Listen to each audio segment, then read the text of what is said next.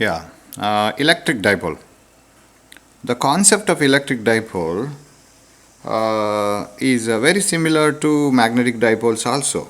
Now, if you see a positive charge, it exists as a single positive charge. If you have removed electrons from a body, then it gets positively charged. If you have added electrons to body, then it will negatively charged. And now you will get separate positive and negative charges. Whereas if you try to break a magnet exists as a dipole, and if you have a north pole, definitely you will have a south pole in a bar magnet. Now the question is, can you have a single north pole and single south pole? Now if you try to break it to have north pole and south pole separate, then you will find that each piece turns into another set of dipoles. So this end where you have broken turns into south and north poles like this. So you will have north pole and south pole again. So again you have a dipole. So magnetic dipoles don't exist. Whereas, magnetic unipoles don't exist, not dipoles. Magnet exists as a dipole. Unipoles it is very difficult to get. Whereas charges exist in unipoles. That means you will have a single positive charge, you may have a single negative charge, and you can have a dipole in electric charge also. So what is the electric dipole? It is an concept like this. So you can have an imaginary model like this. Suppose you have an insulator like glass, plastic or wood or something like this. Take a molecule inside this material, one molecule. Inside that molecule you will have plenty of atoms, each atom having a number of electrons and protons, protons inside the nucleus, electrons revolving around the nucleus, and all these concepts you know. Now in a molecule, if you go and meet all the electrons and how much the electric field they produce everywhere, now try to get a single negative charge which will produce the same electric field as all those electrons in a molecule. There are plenty of electrons in this molecule because each atom contains plenty of electrons, and again a molecule contains many atoms. So all those electrons in the molecule are replaced by a single negative charge, so that single negative charge should do the same job as all the electrons were doing earlier. For example, in your room, suppose there is a tube light, there is a bulb, and there is a candle, and so many sources of light. Now this is your room, and you have a bulb and a tube light like this emitting light, and there is a candle which is lit for some reason like this. All of them will produce a light, and when you keep a book on the table like this, light will be falling due to candle, bulb and tube light, everything. Now can't you replace all these sources by a single source, a strong bulb, which will produce the same amount of light on this book as well as in all the corners of the room? You can do it. Instead of having all those individual small bulbs and candles, you can replace them by a single bulb, and that single bulb I can call it as the effective source.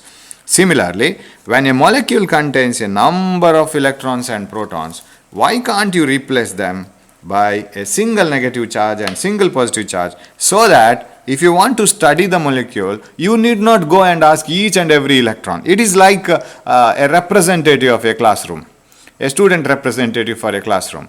A principal need not have to go and talk to each student for some discussion. He can call just class representative, and he is the representative for that class. He is an icon for that class, and he will ask that representative or instruct him to go and announce so and so. So he is a representative, or he or she is a representative for that class. Similarly, replace all the electrons in a molecule by a single negative charge, replace all the protons by a single positive charge, and that gives a single positive and negative charge separated by a distance, and then it is called a dipole. So plus and minus. What is this plus? This plus is a positive charge which is a representative or class representative for all the protons. This minus charge is the single negative charge which is a representative for all the electrons, so that it will alone, this single negative charge alone will do the all job that done by all the electrons.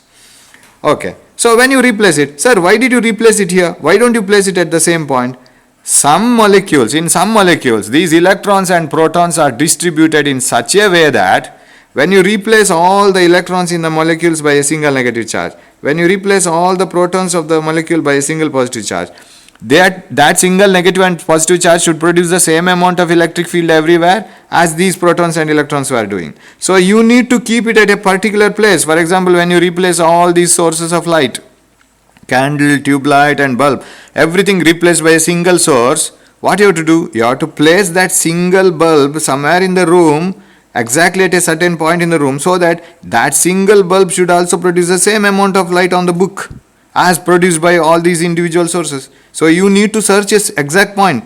Now in some molecules, you need to keep these positive and negative charges separated by a distance, and now this molecule is called polar molecule. Water is a polar molecule. This is a polar molecule. If, and I call this a place where positive charge is kept, I call this as the effective center of positive charge. What do you mean by effective center of positive charge? It is the place where that effective positive charge has to be kept, which is a representative for all the positive charges here, individual positive charges here. And this is the effective center of negative charge. If the effective center of positive negative charges in a molecule do not coincide, then it is a polar molecule. And best example is water. Suppose you take carbon, nitrogen, oxygen and all. In those materials, if you take a molecule and replace all the positive and negative charges by a single positive and negative charge, which is the representative, it should be the equivalent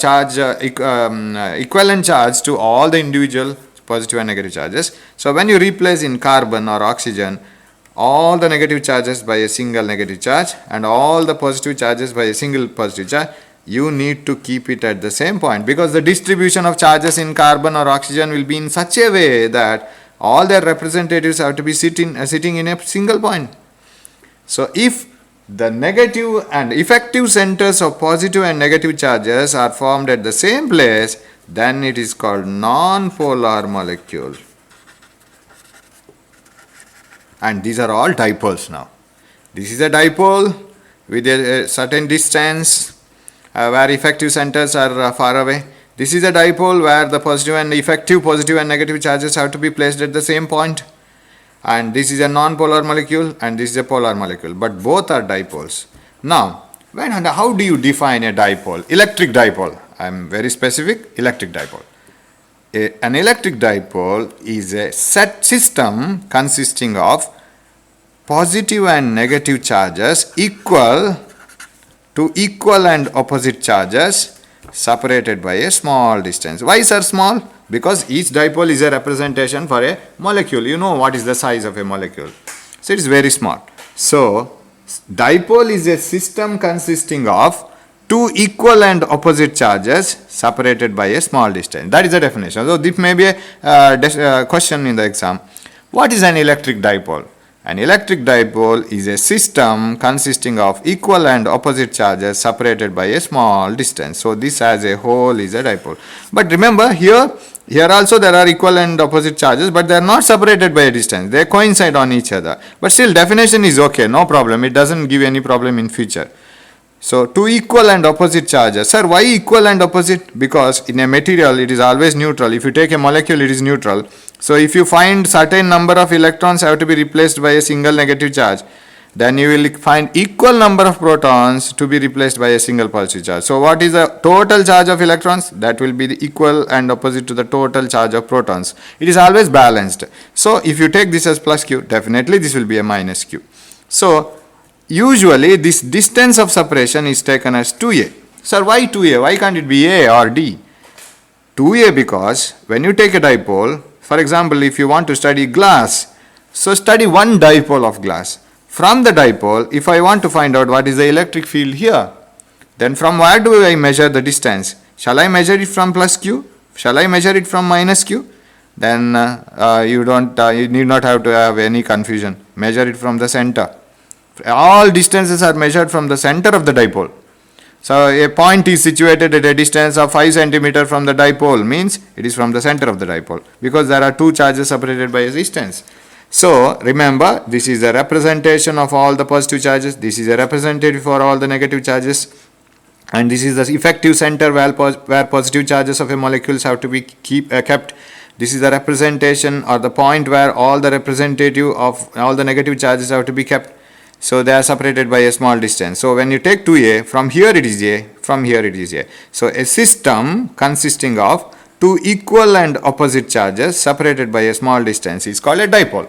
Now let us try to have a quantity related to the dipole. Suppose you want to study a moving bus. What will you do? You will assign quantities like what is the mass of the bus, what is the force acting on the bus, what is the velocity, what is its momentum, kinetic energy, and so on. Similarly, in order to study a dipole, we assign a quantity, physical quantity for this. Suppose I take minus q here, plus q here. This is a representation of all the charges in a molecule. They are separated by a distance 2a. We define a term called dipole moment. So what is dipole moment? Dipole moment is always represented by the symbol P. It's a vector quantity. Dipole moment is the product of one of the charges, right? One of the charges, magnitude you take, one of the charges and the perpendicular distance between the two charges. So dipole moment is defined as the product of one of the charge and the perpendicular distance between the charges. Perpendicular distance is 2a.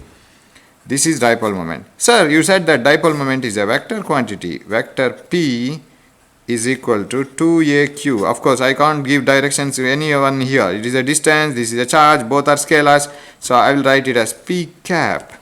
What is P cap?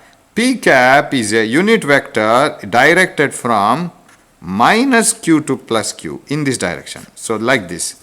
It is a unit vector directed from minus q to plus q. You will come to know why it is minus q to plus q in later stages. So P cap is a unit vector directed from minus q to plus q. So here you may have few questions.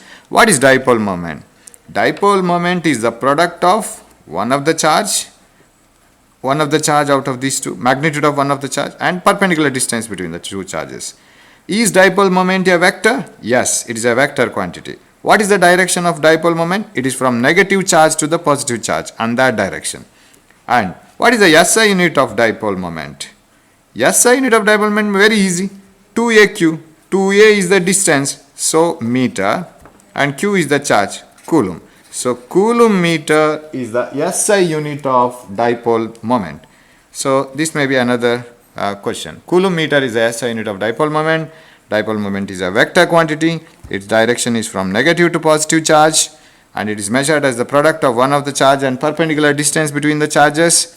And dipole is a system consisting of two equal and opposite charges separated by a small distance. This is the basics for the dipole. Of course, this is only an analysis or an imagination. You can't, if you open a glass or plastic, you don't find all these dipoles inside. For our convenience, in order to study the dipoles, in order to study the insulator, we analyze the whole molecule like this. Okay, thank you.